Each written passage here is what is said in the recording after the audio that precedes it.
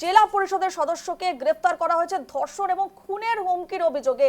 তার বিরুদ্ধে ঠিক কি কি অভিযোগ রয়েছে, আজ আদালত কি জানিয়েছে? দেখা হচ্ছে কয়েকদিন আগে কিন্তু এক মহিলা হচ্ছে এই যে জেলা পরিষদের সদস্য সনদ মন্ডলের বিরুদ্ধে কিন্তু এফআইআর করে যে যে তার বিরুদ্ধে ধর্ষণ এবং কি প্রাণনাশের হুমকি দেওয়ার অভিযোগ রয়েছে এই জেলা পরিষদের সদস্য সনদ মন্ডলের বিরুদ্ধে। তদন্ত নেমে পুলিশ কিন্তু আজকে গতকাল রাতে কিন্তু এই যে জেলা পরিষদের সদস্যকে গ্রেপ্তার করে। হুম। গ্রেপ্তার করে শক্তিগড় থানার পুলিশ আজকে হচ্ছে তাকে কিন্তু বর্ধমান আদালতে পেশ করেছে। যদিও এখনো পর্যন্ত যে কদিনে যে তার সাজা ঘোষণা এখনো পর্যন্ত জানা যায়নি।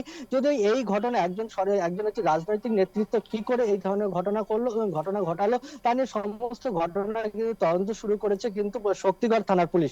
যদিও এই ঘটনায় কিন্তু রাজনৈতিক উদ্দেশ্য প্রণীত বলে কিন্তু দাবি করছেন কিন্তু ওই ধৃত জেলা পরিষদের সদস্য রূপা। বেশ, ধন্যবাদ প্রবীর।